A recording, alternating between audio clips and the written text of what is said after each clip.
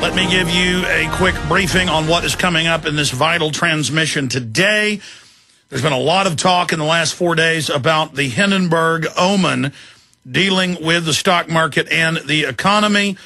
And the head of the largest French bank and Societe Generale and others are saying that it portends an imminent, massive downturn. A lot of people say, well, why do I care? I'm not in the stock market.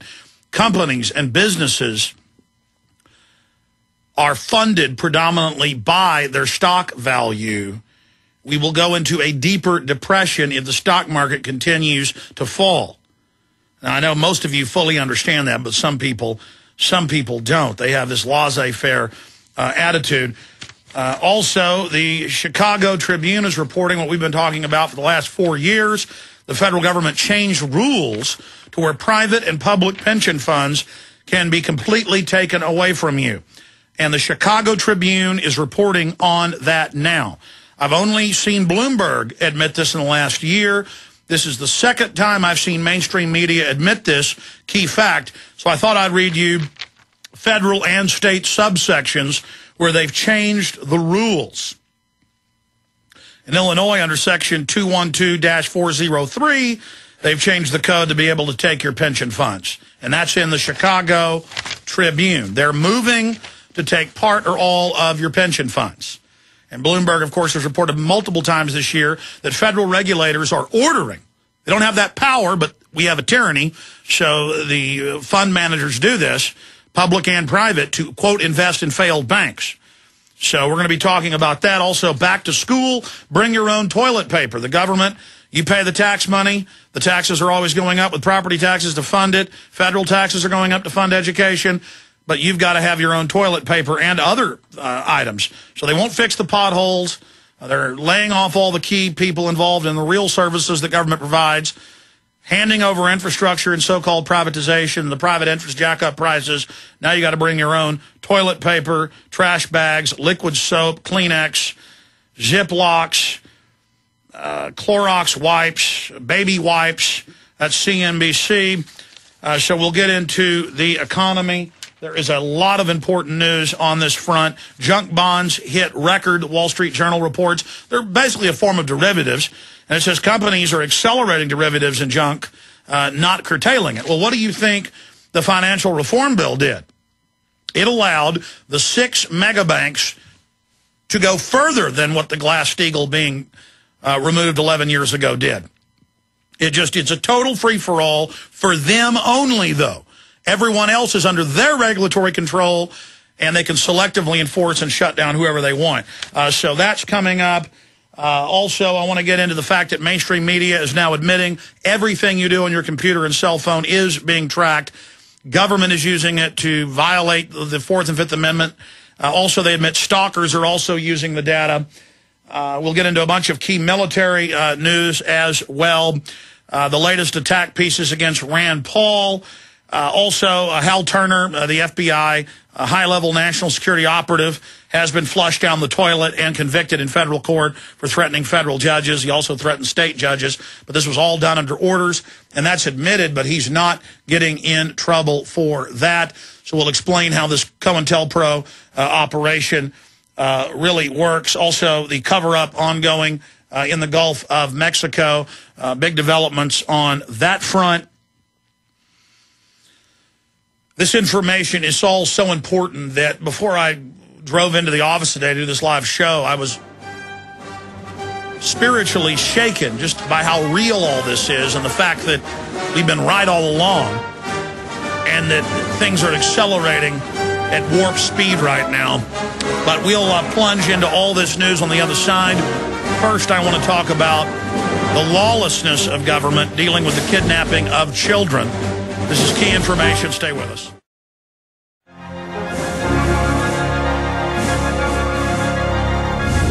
We're live. It is Sunday, the 15th day of August, 2010. Going to be here for the next 2 hours. I'm live 6 days a week, Monday through Friday from 11 a.m. to 2 p.m. Central. The websites are Infowars.com and PrisonPlanet.com. Then we come back Sundays, 4 to 6 p.m. I think it's fair to say I'm the hardest working man in radio. And so is my great crew. who, of course, produced the radio show and helped me get all the information together, the guest every day, and, of course, simulcast a full 4-camera video shoot in studio, simulcasting the radio show as a television transmission at prisonplanet.tv live, and then we archive it, of course, at prisonplanet.tv as well. Okay, I want to get into the economy because the ominous developments are deteriorating quickly. Many top economists, including Albert Edwards, London-based strategist at Societe Generale, that's the biggest bank in France, said the indicators show a savage equity downturn is imminent. In every case, when the stock markets in the last 100 years have shown these patterns, 100% of the time, there is a massive plunge. We already saw one, of course, in October of 2008.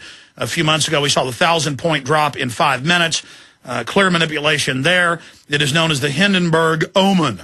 Indicates stock market crash is coming. So we're going to be breaking that down along with the rest of the economic data. I've got about 15 key stories, both mainstream and alternative, here for you today on that front.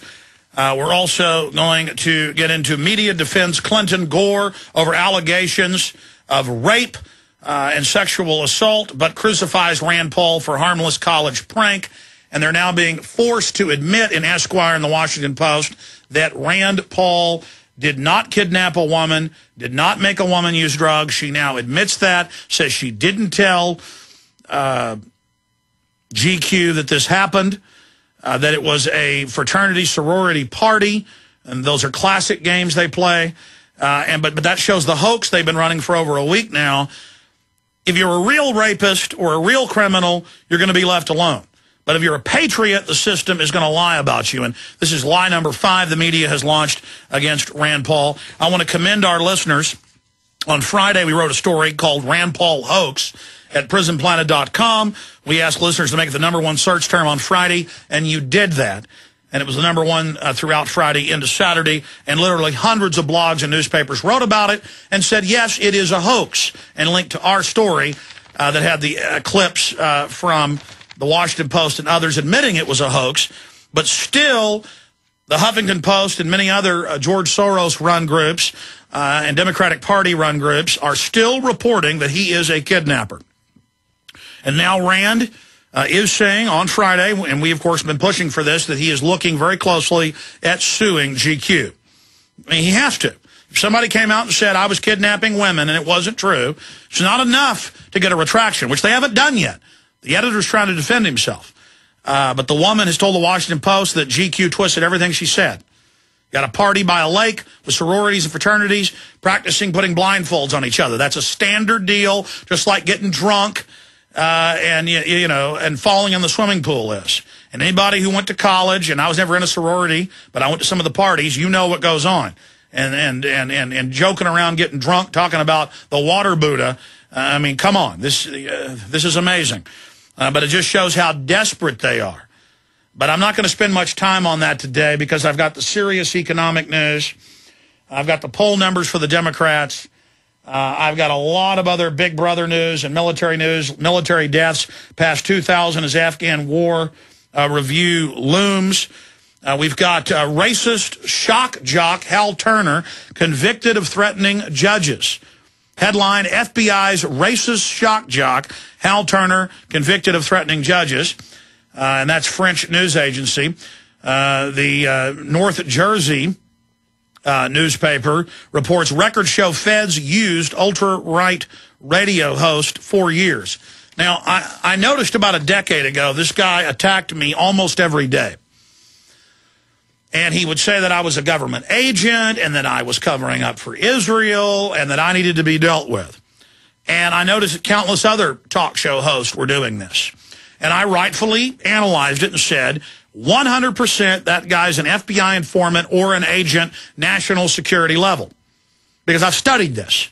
They want to radicalize talk radio. They don't want people to mainstream come out and be inclusive of all races, religions, geographic regions and say, we want transparency in government, we want a Bill of Rights and Constitution, we want a big tent for everybody to come together and realize the American dream. No, they don't want that. Cass Sunstein, White House regulations are. Wrote at Harvard, and then again for the White House, and this has been even in the Associated Press, that they would infiltrate. He talks about how other groups have done this successfully. Patriot movement, or people he calls conspiracy theorists, if you question anything the government says, if you question the weatherman, if you question your doctor, if you question anything you're told, if you question WMDs in Iraq, they just call you a conspiracy theorist. It's a throwaway line. And he said conspiracy theorists that question man-made global warming. We need to infiltrate their movements, radicalize them, say horrible things, make them look bad. It's very elementary. And he said, we'll do this to the 9/11 Truth Movement. We'll do this to other groups that don't want a North American Union, which has officially been set up through the Security Prosperity Partnership. I mean, those documents are public. This has happened. And that's what they want, and that's why they've got trolls on the internet and operatives and others who attack anybody who's real, like Ron Paul, Rand Paul, myself, many others. If you see massive concerted operations of infighting and backbiting and lying and patriot websites that spend most of their time attacking other people, you know they're feds. You know they're being paid. I mean, this has come out so many times. Hal Turner would get on the air, and I rarely listened, but I'd be sent clips when he was attacking me, so I'd listen to the MP3 occasionally, and it would be, we need to go hang this judge. We need to go kill some blacks. We need to go out and, kill Mexicans. We need to go out and then he'd talk about the North American Union. He'd talk about 9/11. He'd talk about things that other people were covering. And then the ADL, the Southern Poverty Law Center, the mainstream media would focus in on him. And it was so obvious and so frustrating to me. And I was almost pulling my hair out seeing this and seeing others that do this, so that when people go look at real information, there is a white supremacist or a black supremacist or some other radical saying all these true things mixed in with violence and racism. It's very elementary. If you don't want people to drink punch, you drop a cockroach in it. They have another word for it, a something in the punch bowl. And that's what Hal Turner and all these people do, is they climb up at the party and they bend over and they do you know what in the punch bowl, and then nobody wants to drink out of the punch bowl. But they're failing. And they also use guys like this to lobby and to push for internet censorship and to have the government come in and regulate and control the web. And they've been caught, literally hundreds of times. The Southern Poverty Law Center got caught running the white supremacist Elohim Center in Oklahoma where McVeigh was. It never ends. But here it is, and mainstream news reports, yes, he was the highest level FBI operative at national security, and now they've destroyed him because he knew too much.